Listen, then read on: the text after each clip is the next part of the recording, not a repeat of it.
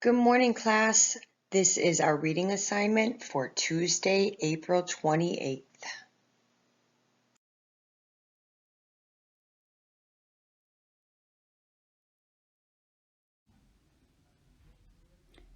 Curious George makes pancakes. Margaret and H.A. Ray's Curious George makes pancakes. This is George. George was a good little monkey and always very curious. One morning, the man with the yellow hat woke George early. "Time to get up, George," he said. "The pancake breakfast is today." George loved the pancake breakfast. It was a fundraiser held every year to make money for special programs at the Children's Hospital. Besides eating pancakes, there were all kinds of games to play. Even the mayor came to play and eat, but first he gave a welcome speech. "Thank you all for coming," the mayor said. "We appreciate your generous support." He thanked all the volunteers who were helping that day, and finally he said, "Please enjoy yourselves and the pancakes." When the mayor finished, the man with the yellow hat said, "George, I'm going to buy our tickets. Please wait here and don't be too curious." George waited like a good little monkey, but something smelled good. Could it be the pancakes? George was curious. He followed the delicious smell and found a whole griddle full of pancakes. George watched as a man poured little batter circles and flipped them up in the air. It looked like fun to make pancakes. George wanted to help. On a table near the griddle was a basket full of blueberries. These pancakes need blueberries, George thought, and he sprinkled some on top. Meanwhile, the man at the griddle was so busy he didn't notice the little monkey helping him, but the line grew and grew. George's pancakes were a hit. Soon everyone wanted them, and the man could not keep up. "Please wait," he said to someone holding an empty plate. "I need to find an assistant to help me." And just like that, he was gone. George looked at the people waiting in line and then at the empty griddle. Why, he could make pancakes. He could be the assistant. George poured the batter into nice round circles. Next, he added blueberries. He waited just a minute to let the pancakes cook. Then he flipped them over. At last, he added syrup. The line for pancakes was enormous, but with 4 hands, George made quite a chef, and no one's plate was empty for long. "I've been coming to this breakfast for years," a man said, "but I've never seen pancakes made like this before." "I've never eaten this many pancakes before," said a girl. "I didn't even like pancakes before," said another girl, and they all lined up for more. When the man returned with his new assistant, he was shocked to see a monkey making pancakes. "This is no place for a monkey," he yelled, and he began to chase George. George hadn't meant to cause trouble. He'd only wanted to help. Now he only wanted to get away. Quickly, George found a place to hide, and the man and his assistant ran right by. But where did George go? When it was safe to come out, George jumped down. He was covered in syrup like a pancake, and he was sticking to everything. George was curious. Could these napkins help him get clean?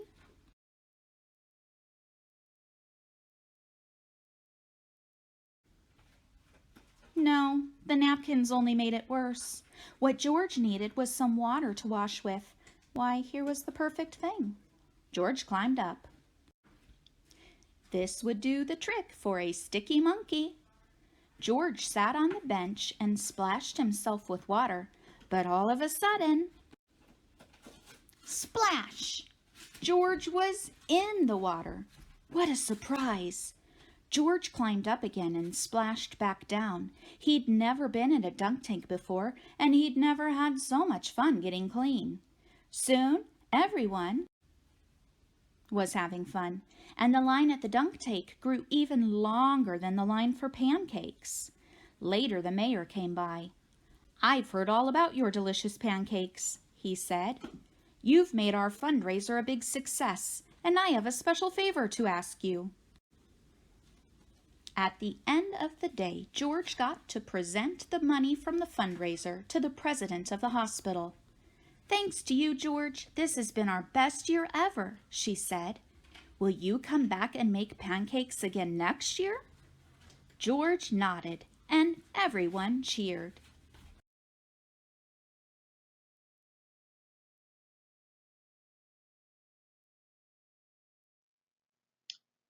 Okay, we just listened to Curious George Makes Pancakes.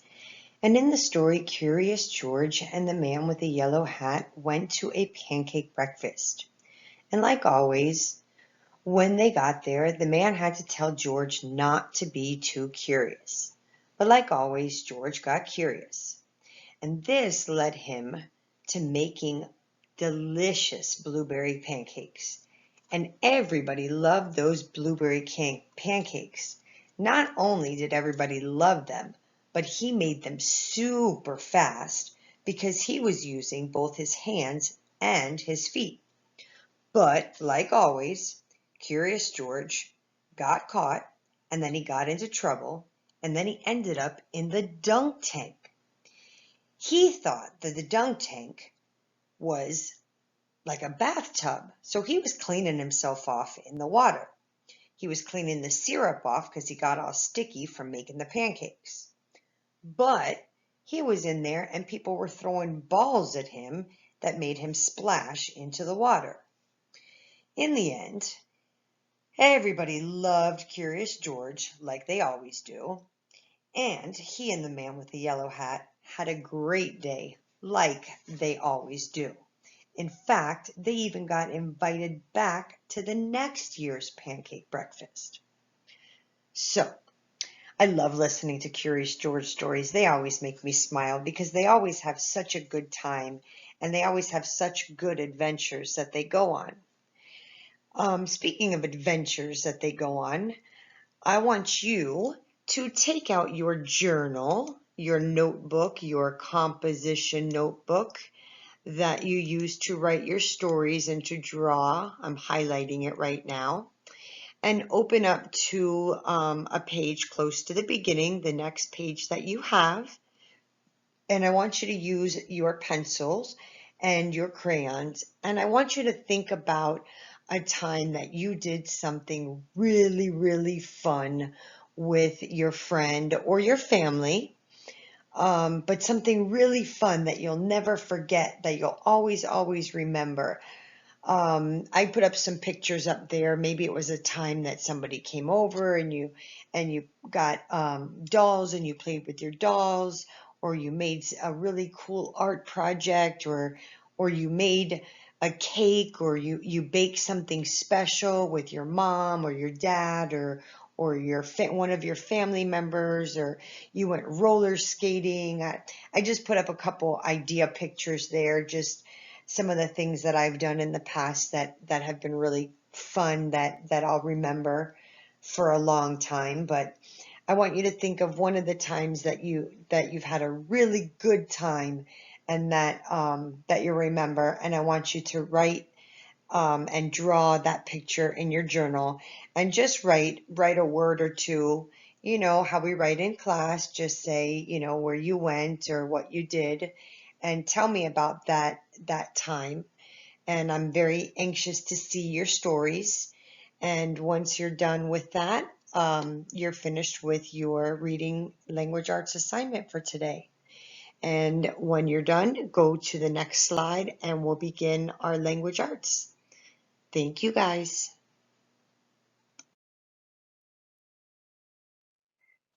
All right, guys, it's time to move on to language arts.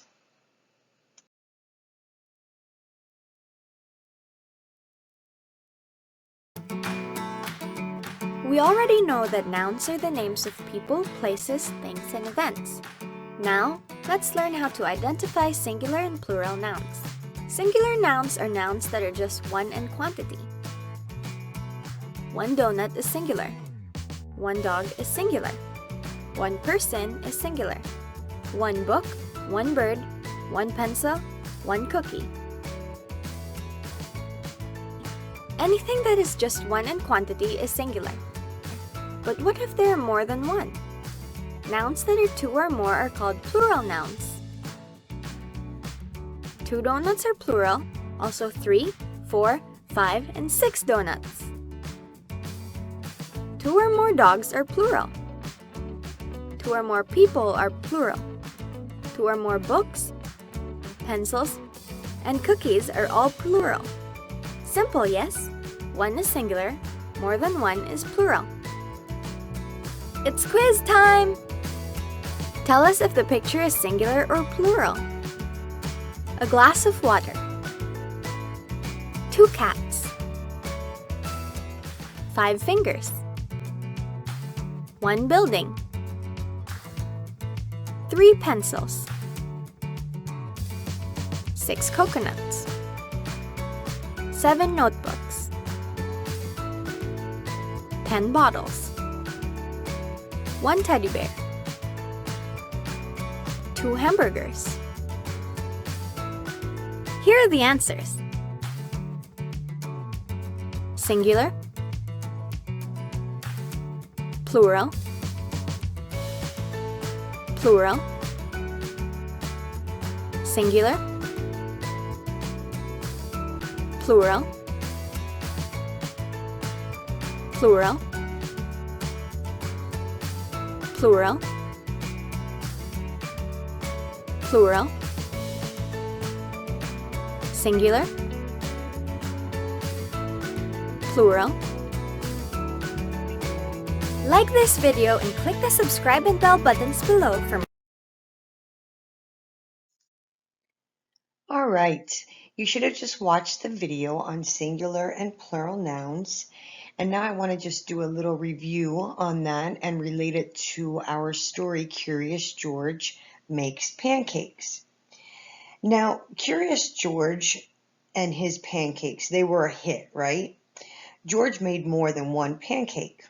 So if you look at our story book right here and look at the title, it says, Curious George Makes Pancakes. And if you look at the end of the word pancake, there is an S at the end right there. And the reason that there is an S at the end is that's a way for us to know that George made more than one pancake, okay? If there was more than one, because there was more than one, they put an S on the end and that makes it plural. Okay, if you look over to the left where I put the picture of the pancakes, if you look at the word pancake, because there's just an E at the end, it is singular. It means that there's just one. All right, underneath it or below it, you see the word pancakes with an S at the end. Okay, and then the picture below it shows a stack of pancakes or more than one pancake. Now, plural means more than one. It could mean 2, it could mean 3, it could mean 100, okay? That's what plural means. It means anything more than one. So 2 and anything higher, okay? So we're going to get over to our next slide and practice more singular and plural nouns. Okay, before we get to our workbook page, we're going to do a little bit of singular and plural noun reviews. Now, I'm sure you all remember what a noun is. A noun is a word that names one of 4 things, and those things are a person, a place, an animal, and a thing, right? So, right here, we're going to name singular and plural nouns. And if you remember in the video that you just watched or what we just discussed, anything singular means single, and single is one, okay? So one we refer to as singular. So we say singular means a noun, a person, that's just one person, a singular person, or a place that's just one place, a animal that's just one animal, or a thing like a pencil that's just one single or singular thing. Okay, when we refer or talk about something that is a plural noun, for example, plural animals, 2 dogs, 5 dogs, or plural things, 10 cars, or plural people. How about 22 kids in our classroom that I miss? Huh? All right, so singular and plural. Let's take a look at our slide, and I put up the answers already for you, so because it's too hard to write while I'm doing it, I haven't mastered and I haven't gotten a pen yet. I'm still working with my mouse. But if you look up at the top, there are rocks there, okay? And because there's more than one rock, okay, we would use, that would be a plural noun because it is more than one. Also, it would not be a rock, it would be rocks with an S at the end. Okay, next to that, it is a ring. Now, it's only one ring, it is singular, so we would call that a ring.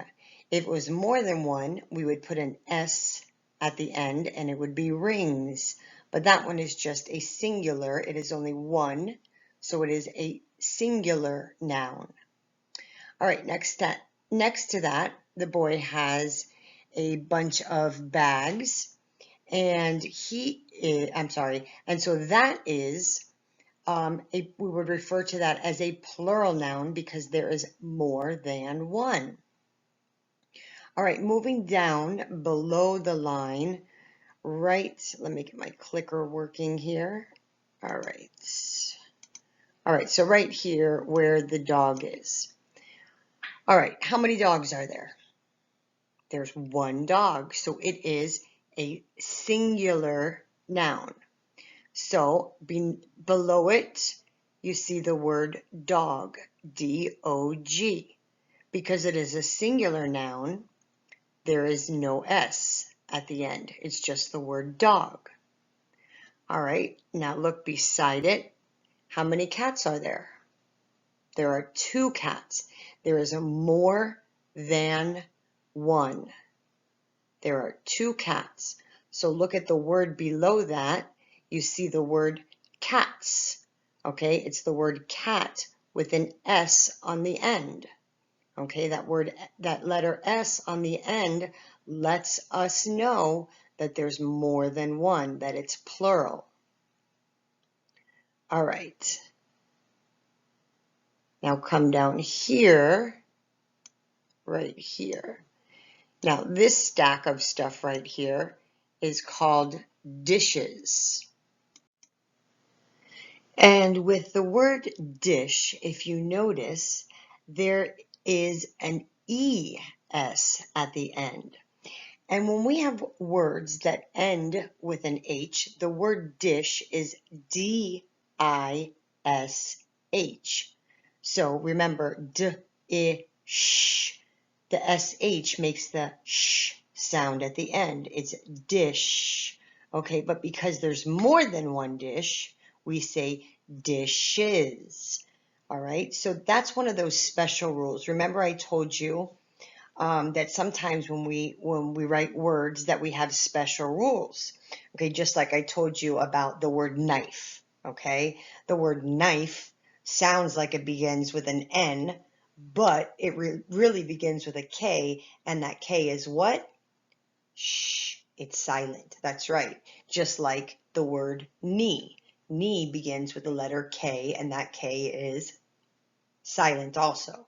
Okay, so that's just one of the rules of writing, that when we're adding, when we're making some words plural, when we're changing them from singular, like dish, one dish, and we're changing it into a plural word, more than one, from dish to dishes, and the word ends with certain letters like an H, then we have to add an ES to the end of it and not just the letter S. Like we do with dog, we just add an S, or cat, we just add an S. But with the word dish, because it ends with the letter H, then we have to add an ES to the end of it to make it plural. Okay, moving to the next one, we have a frog. And with the word frog, that's one that, that's just one frog, so that is a singular noun also. So there is no S at the end of it. However, if it was plural and there was two frogs, then it would just be an S added to the end of that to make that one a plural noun of frogs. All right, so we're going to get ready, go to the next slide, and practice on our own.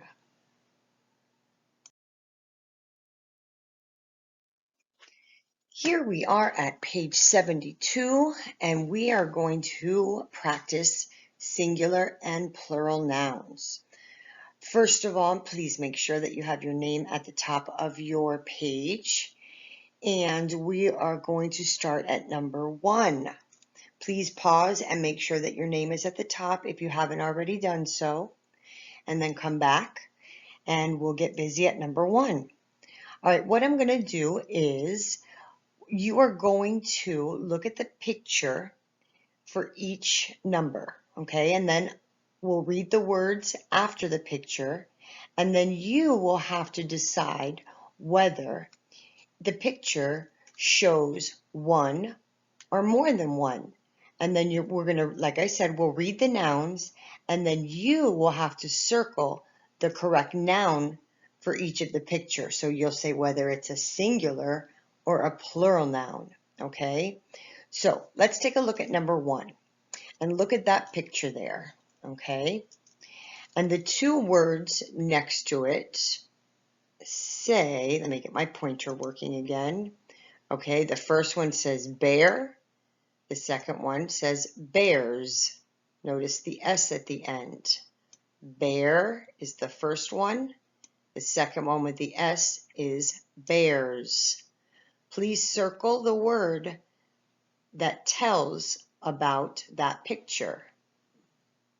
Is it a singular or plural? All right, number 2, that right there, you boys probably know what it is. Maybe some of you girls might know what it is too, but that is a baseball mitt.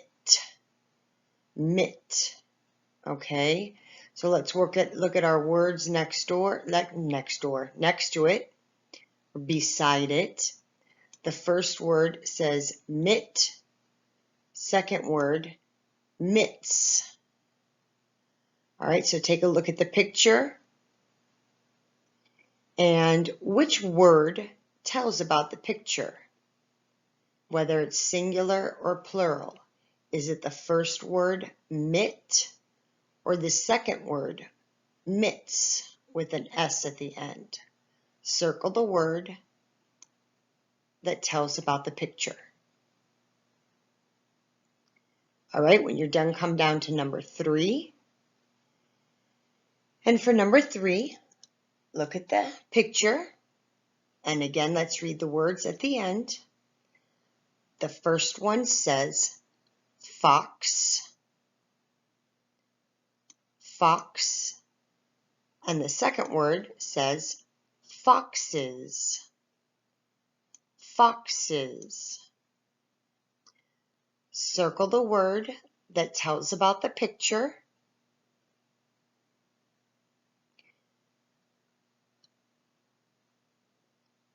And then come down to number 4. And then for number 4, we're going to, like we always do, write a sentence about one of our pictures for number 1, number 2, or number 3. And what I would like for you to do is write the sentence, I see,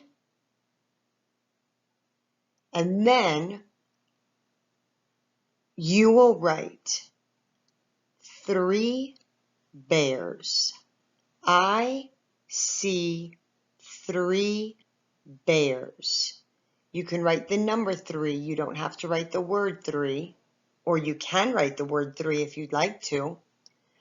Again, please write for number 4 right there, that line. I see 3 bears. Okay, you can copy the word bears from up there where you circled your answer. Again, write the sentence, I see 3 bears. Make sure that you start your sentence with a capital letter and that you end it with a period. Once you're finished, you're done with this assignment for today. Have a great afternoon, and I will see you guys later.